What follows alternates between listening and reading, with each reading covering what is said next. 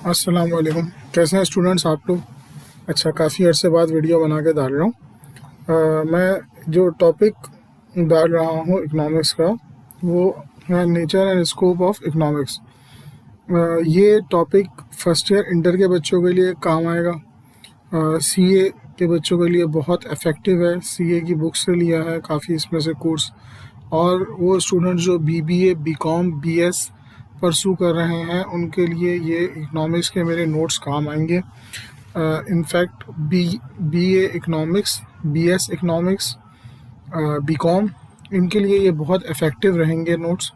तो मैं नई ये वीडियो की सीरीज़ स्टार्ट करूँगा और आप लोग इस वीडियोस को फॉलो करके इकनॉमिक्स बहुत आसान तरीके से समझ सकते हैं। मेरा नाम मोहम्मद साद बशीर, और चलें स्टार्ट करते हैं वीडियो को अब।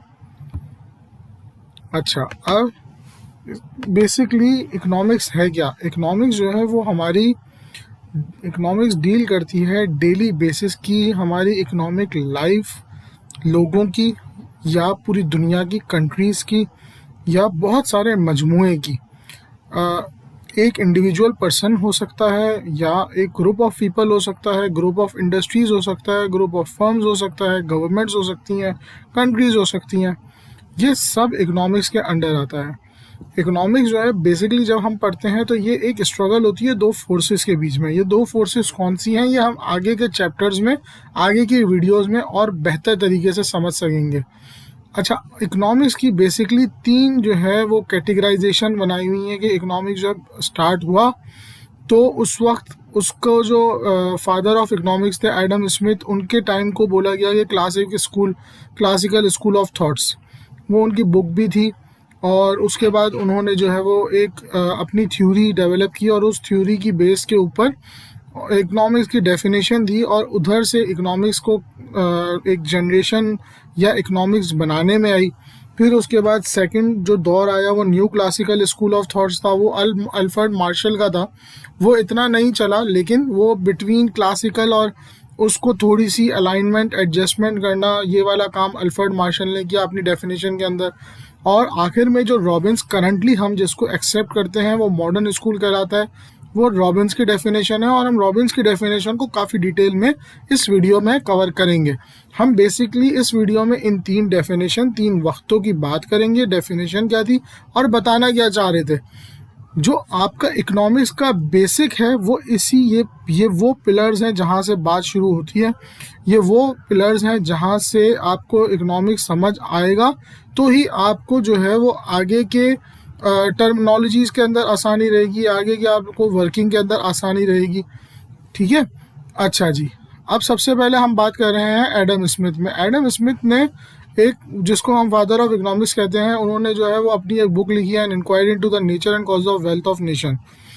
इन्होंने ये बुक लिखी 18th सेंचुरी में, और इन्होंने एक बात ये कही कि इकोनॉमिक डील करती है वेल्थ ऑफ नेशन से रादर देन ह्यूमन वेलफेयर से। और उन्होंने ये बात बताया कि कैसे वेल्थ पैदा होती है, एक्सचेंज होती है, डिस्ट्रीब्यूट होती है और यूज़ होती है। तो ये इन्होंने अपनी डेफिनेशन में ये चार बातें कही: production of wealth, exchange of wealth, distribution and consumption. Production, आप अगर देखें आपके पास कौन कौन से तरीके जिनसे वेल्थ या मनी पैदा हो सकता है। लैंड, या आप ज़मीन से कोई चीज़ निकालें, लैंड में क्या क्या कवर हो जाता है, ज़मीन के नीचे से निकलने वाली मादनियात, मिनरल्स जिनको हम इंग्लिश में कहते हैं, ज़मीन से निकलने वाला, अगर समंदर है तो समंदर से मिलने वाले रिसोर्सेज, अगर पहाड़ है तो पहाड़ से मिलने वाले रिसोर्सेज, अगर एग्रीकल्चर है तो एग्रीकल्चरल रिसोर्सेज, अगर एनिमल्स हैं तो हमारे फार्मिंग के रिसोर्सेज, ये सारे लैंड के अंदर आते हैं। सेकंड, लेबर, आप जो सैलरी या वेजेस जिसके अंदर काम करते हैं, पब्लिक पर्सनल एफर्ट्स, यानी जो ह्यूमन के एफर्ट जिसमें इन्वॉल्व होते हैं, वो सारी कैटेगराइजेशन लेबर में आती है। कैपिटल, रिसोर्सेस, पैसे कहाँ से आएंगे, वो पैसे जिसके थ्रू आप लैंड और लेबर को यूटिलाइज करना शुरू करेंगे। और ऑर्गेनाइजेशन, या इसको कुछ जगहों पे एंटरप्रेन्योरशिप कहा गया है, ऑर्गेनाइजेशन, ये सब चीज़ों को जोड़ने वाला, ये जहाँ पर ये तीन आपके रिसोर्सेज जमा होते हैं। एक्सचेंज ऑफ वेल्थ के अंदर क्या आता है कि भाई आपके पास गुड्स हैं, आपके पास चीज़ें हैं, वो चीज़ें आप जो है वो किसी को देंगे। ज़ाहिर है हर एक के पास हर चीज़ नहीं हो सकती, तो किसी के पास कोई चीज़ है, किसी के पास कोई चीज़ है, या तो चीज़ के बदले चीज़, जिसको हम पुराने ज़माने में बार्टर सिस्टम कहते थे, या इसको एक इजी टर्म के अंदर करने के लिए बार्टर को ख़त्म किया गया और पैसों के अगेंस्ट किया गया कि भाई आप अपनी चीज़ पैसों के अगेंस्ट बेचो और पैसे से जो चीज़ चाहे खरीद लो, जितनी चाहे खरीद लो। तो आप एक्सचेंज ऑफ वेल्थ पे चले गए। तो this is exchange of wealth. फिर डिस्ट्रीब्यूशन ऑफ वेल्थ, डिस्ट्रीब्यूशन किस तरीके से होती है कि भाई आपने जो लैंड, लेबर, कैपिटल, ऑर्गेनाइजेशन, ये जो आपके फैक्टर्स ऑफ प्रोडक्शन थे, इन फैक्टर ऑफ प्रोडक्शन के अगेंस्ट मिलने वाली इनकम, सही है, अगर लैंड है तो लैंड के अगेंस्ट रेंट मिलेगा, या ऑयल है तो ऑयल बिक रहा है मार्केट के अंदर, अगर वो क्या कहते हैं कोयला है तो कोयला सेल हो रहा है। तो मोस्टली हम इसको एग्जाम्पल के तौर पे यूज़ करने के लिए ये कह सकते हैं लैंड के अगेंस्ट रेंट, अगर लेबर है तो लेबर के अगेंस्ट सैलरी या वेजेस, कैपिटल है तो कैपिटल के अगेंस्ट इंटरेस्ट, बैंक लोन वगैरह होता है, और ऑर्गेनाइजेशन है तो ऑर्गेनाइजेशन के अगेंस्ट प्रॉफिट मिलता है। और इस जो भी आपको पैसा मिल रहा है उसको यूटिलाइजेशन करना, यानी आपकी जो सेटिस्फैक्शन है वो कैसे होगी, जो आपकी वांट्स हैं या आपकी जो नीड्स हैं वो सेटिस्फाई करनी है। और उनको सेटिस्फाई करने का तरीका क्या है कि आपको जो चीज़ चाहिए वो आप उसको लेके खर्च करो या यूटिलाइज करो। भूख लग रही है तो खाना खाया, प्यास लग रही है तो पानी पिया। तो ये जो चीज़ें हैं ये किस तरीके से सेटिस्फाई की जा सकती हैं, आप पैसा खर्च करें, आप जो प्रोडक्शन ऑफ वेल्थ से आपको डिस्ट्रीब्यूशन के थ्रू पैसा मिला, आपने वो खर्च किया और आपने अपने आप को सेटिस्फाई किया। ये एडम स्मिथ की डेफिनेशन ने बेसिकली ये 4 पॉइंट रख दिए। अच्छा, अब जब उन्होंने ये बातें कही तो लोगों को बड़ा बुरा लगा। लोगों ने बोला भाई ये क्या हमें पैसों के चक्रों में लगा रहा है। 18वीं सेंचुरी की बात है, उस वक्त लोग बड़े दीनी और मतलब उस वक्त लोग जो है ना वो बड़ी रिलीजियस सेंटिमेंट्स उनके हाई थे। वो कहते थे क्या यार ये पैसों की बातों में लगा रहा है, हमें पैसों के चक्रों में लगा रहा है, ये हमें कहाँ फंसा रहा है। तो इसको मटीरियलिस्टिक साइंस कहना शुरू कर दिया, इसके बारे में ये कहना शुरू कर दिया कि भाई ये तो ब्रेड और बटर की बातें कर रहा है, ये बिल्कुल बेकार साइंस है। इसको डिसमल साइंस कहा गया, इवन टू द एक्सटेंट कि इसको पिग फिलोसफी की तरफ तक लेके चले गए कि पिग फिलोसफी है, ये कहा गया। पिग जो आपका एक एनिमल होता है उसकी बात कर रहा हूँ मैं, ठीक है, अकॉर्डिंग टू देम। अब इसके जो बेसिकली आपको पैसा रिलीजन से दूर कर रहा है, उनके लिए ये प्रॉब्लम था कि यार ये अगर पैसे के चक्करों में पड़ गए तो ये हमारे रिलीजन से दूर हो जाएंगे, दीन से दूर हो जाएंगे। अच्छा, ज़रूरी नहीं है ये दीन, हम इस्लाम की बात कर रहे हैं, दीन कोई भी दीन हो सकता है, ठीक है। अच्छा, मोस्ट प्रॉब्ली उस टाइम पे क्रिश्चियनिटी जो है वो ज़्यादा प्रीवेल कर रहा था। अब ये जो आपका क्रिटिसिज्म है ना, ये बेसिकली जस्टिफाइड नहीं था, क्योंकि ये सिर्फ नेगेटिव साइड बता रहा था।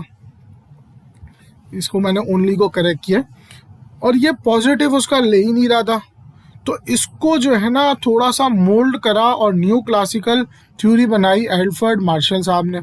एल्फ्रेड मार्शल साहब ने अपनी क्या डेफिनेशन दिया, उन्होंने इकोनॉमिक्स के डाउट्स को क्लियर करने में एक 1890 में एक बुक लिखी, प्रिंसिपल ऑफ इकोनॉमिक्स, यानी 19th सेंचुरी में। और उन्होंने ये बुक में कहा कि economics is the study of Mankind, ordinary business of life. उन्होंने पहला ये बात की, ordinary business of life. It examine that part of individual and social action. इन्होंने सोशल एक्शन की बात की है, यानी ऑर्डिनरी बिजनेस ऑफ लाइफ और सोशल एक्शन की बात करके इन्होंने सोसाइटी को बीच में घसीट लिया। फिर दूसरी बात इन्होंने कही मटीरियल रिक्विजिट्स, यानी फिर इन्होंने वही पैसा ऑफ वेलबींग, लेकिन वो साथ में ह्यूमन वेलफेयर या वेलबींग को भी लेकर आ गए। तो उन्होंने इन 3 एलिमेंट्स को टच किया। कौन से 3 एलिमेंट्स, आए डिटेल में समझते हैं। एक बात उन्होंने कही, इकोनॉमिक्स ये सोशल साइंस है, सही है, ये इकोनॉमिक बिहेवियर, ये जो है ना इंसान के इकोनॉमिक बिहेवियर पे डिस्कस करता है। तो अगर वो इकोनॉमिक बिहेवियर की बात कर रहा है तो बाकी बिहेवियर्स की बात तो कर ही नहीं ना। तो और दूसरी बात, वो बात कर रहा है सोसाइटी की। तो अगर फॉर एग्जांपल टार्जन जंगल में रहता है तो टार्जन जो है वो सोसाइटी से बाहर है, तो टार्जन के लिए इकोनॉमिक्स नहीं है, ये बात हो गई, ठीक है।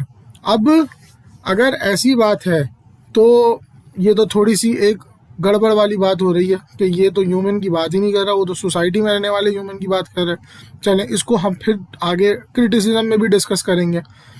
दूसरी बात यह है कि attainment and use of material requisite, वही बात, पैसे की बात की, यानी activities associated with material attainment को कंसिडर करेगा, आर टू बी कंसिडर्ड, जैसे production and consumption of wealth, और उसके अलावा कोई और बात नहीं करेगा।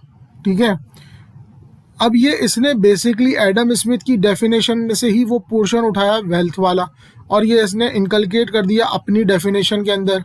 फिर तीसरी बात की इसने wellbeing and welfare of the society.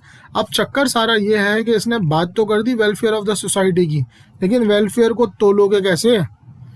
क्या कितने किलो खुशी हुई ये तो लेंगे, क्या आप कितने पाव तुम्हें सुकून मिला ये तो लेंगे, तो आप क्वांटिफाई नहीं कर सकते वेलबींग को।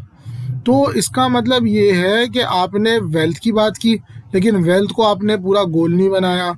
आपने ये बोला कि भाई वेल्थ से मिलने वाली सच्ची खुशी या material welfare of the people through wealth, ये अल्टीमेट गोल है। अब ये खुशी को तोलेंगे कैसे? ये एक बड़ा क्रिटिसिज्म शुरू हो गया। अगर अल्फ्रेड मार्शल की डेफिनेशन हम क्रिटिकली एनालाइज करें, तो मैं अभी तक वैसे तो क्रिटिकली एनालाइज कर रहा हूँ, लेकिन चलें और कर लेते हैं। मार्शल की डेफिनेशन बहुत एक छोटे स्कोप पर आ गई कि भाई उसने मटेरियल की बात कर दी। द वर्ड मटेरियल जो है ना, ये बड़ा एक खतरनाक हद तक उसको नीचे लेकर आ गया, डेफिनेशन को रिस्ट्रिक्ट कर दिया। दूसरी बात उसने कहा वेलबींग का, यही बात कि भाई इस वेलबींग को तोलोगे कैसे, ये इस पर तो फिगर्स हो ही नहीं सकते, क्वान्टिफाई किया ही नहीं जा सकता इसको। और satisfaction of want is the major goal. भाई इसके अंदर गोल क्या है, मेजर गोल क्या है? इंसानी सच्ची खुशी। वांट्स कैन बी गुड और बैड, मगर एक बात है ना, किसी की सच्ची खुशी जो है, फॉर एग्जांपल सच्ची खुशी किसी की देने में है, और किसी की सच्ची खुशी जो है ना वो ऐसी चीज़ में है जो इंसान के लिए मतलब आप क्वांटिफाई नहीं, मतलब इसको आप जस्टिफाई नहीं कर सकते। भाई किसी को सिगरेट पी के भी खुशी होती है, किसी को शराब पी के भी खुशी होती है, तो क्या वो खुशी भी इस खुशी के साथ शामिल हो जाती है? ये एक थोड़ा सा कॉन्फ्लिक्ट क्रिएट किया जाता है ना।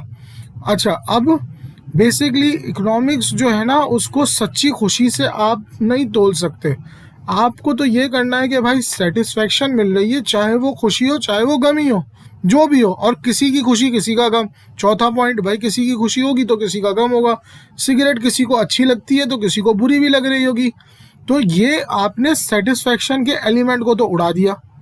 तो इसकी बेस के ऊपर रॉबिन्स जो है उन्होंने अपनी मॉडर्न थ्योरी लेकर है। लायनल रॉबिन्स, जिनकी अभी तक हम जो है ना वो मानते हैं डेफिनेशन को, और कहते हैं कि हाँ भाई ये एक ऑथेंटिक डेफिनेशन है, इसको याद करनी है, याद कर लो, बहुत आसान है। इकोनॉमिक्स इज द साइंस जो कि क्या करती है, human behaviour as a relationship, तीन बातें between multiple ends, scarce means और ऑल्टरनेटिव यूजेस। पहली बात ये कही रॉबिन्स ने, ह्यूमन बिहेवियर के बारे में बात हो रही है, यानी कुत्ता बिल्ला, ये बकरा मैना, ये इनकी बात नहीं हो रही है, इंसान की बात हो रही है। तो पर्सन की बात हो रही है, चाहे वो सोसाइटी में हो चाहे वो सोसाइटी के बाहर हो, जो भी है ह्यूमन बिहेवियर है, ह्यूमन बिहेवियर की बात हो रही है, और ह्यूमन बिहेवियर बहुत ब्रॉड हो सकता है। अच्छा, इसके बाद तीन जो इसने बातें और रखी, तीन मेन डेफिनेशन जो पॉइंट्स रखे। पहली बात मल्टीपल एंड्स, इंसान की ज़रूरियात unlimited, human wants are unlimited, उसको हर चीज़ चाहिए और बार बार चाहिए। जब वो कंज्यूम कर लेगा उसको बोलेगा और चाहिए, और पैसा चाहिए, मुझे और सोना चाहिए, मुझे और हीरे चाहिए। इंसान की सेटिस्फैक्शन नहीं होती, इंसान की वांट बढ़ती जाती है बढ़ती जाती है, लेकिन उस वांट्स को पूरे करने के लिए रिसोर्सेज जो है, मीन्स जो है वो कम है, स्केर्स मीन्स है। तो आपके पास पहली बात आपकी जो है वो वांट की कोई मतलब वही नहीं है, लिमिट ही नहीं है, और दूसरी तरफ आपके रिसोर्सेज स्केर्स हैं। आपके पास ज़मीन कम है, आपके पास लेबर कम है, पैसा कम है, आपके पास ऐसी जगहें कम है जहाँ पर आप इन चीज़ों को इनकलकेट करके मिला के कुछ चीज़ प्रोड्यूस कर सकते हैं। आप इन सारी चीज़ों को प्रोड्यूस करके गुड्स एंड सर्विसेज बनाते हैं, फिर वो भी आपके पास लिमिटेड ही होते हैं, मगर ज़रूरियात तो अनलिमिटेड है। तो इसका मतलब ये है कि आप ये कहना चाह रहे हैं, हम इसको दो बातों में समझ लें। पहली बात, अगर मैं इस स्केर्स का वर्ड और मल्टीपल एंड के वर्ड को जोड़ूं कि जिसके पास पैसा है, जिसके पास पैसा है, तीसरी बार बोल रहा हूँ, जिसके पास पैसा है उसके लिए ये जो स्केर्स मीन्स है वो नहीं है। और अगर ये स्केयर्स है मीन यानी ये चीज़ कम है, तो इसका मतलब ये है कि ये महंगी हो जाएगी। तो चीज़ कम, चीज़ महंगी, और जिसके पास पैसा ज़्यादा उसके लिए क्या मसला। और आखिरी बात वो कहता है ऑल्टरनेटिव यूजेस, यानी आपकी मर्जी है, आप चाहो तो खाना खाओ, आप चाहो तो खाना ना खाओ, आप बस पकड़ के चले जाओ। आपके पास या खाना खाना है या बस पकड़नी है, आपके ऊपर है कि आप प्रायोरिटी अपनी कौन सी चॉइस को देते हैं।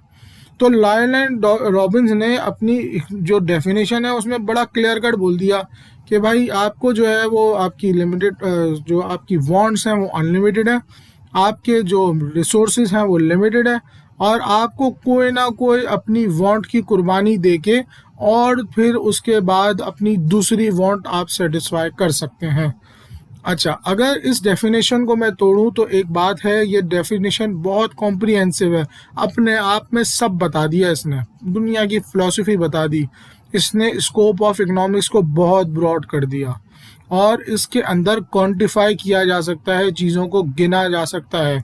ठीक है, इसकी डिमेरिट्स क्या है, इसके नुकसानात क्या है कि भाई इसने प्योर साइंस बना दी, जबकि इकोनॉमिक्स प्योर साइंस नहीं है। इकोनॉमिक्स तो प्योर साइंस के अलावा आर्ट भी है। आप जो है इन थ्योरीज को प्रैक्टिकली एनालाइज करते हैं, आपके कभी कभी रिसोर्सेज लिमिटेड नहीं होते। आपके रिसोर्सेज जो है वो लिमिटेड ऐसे नहीं होते कि गरीब मुल्क है जैसे पाकिस्तान, पाकिस्तान के पास लेबर ही लेबर है, तो पाकिस्तान के पास रिसोर्सेज जो लेबर है वो लिमिटेड तो नहीं है। पाकिस्तान के पास तो रिसोर्स लेबर जो है वो अनलिमिटेड ही है एक तरीके से, अगर आप देखो तो हर बंदा बेरोजगार घूम रहा है। और ये रिसोर्स इंक्रीज की जा सकती है, रिसोर्सेज को इंक्रीज किया जा सकता है, इसके ऊपर तो इसमें डेफिनेशन में बात ही नहीं की है। अच्छा, अब ये इन सब के बाद अगर मैं ये बोलूँ कि भाई सब्जेक्ट मैटर ऑफ इकोनॉमिक्स क्या है, तो subject matter of economics depend करता है ओपिनियन के ऊपर।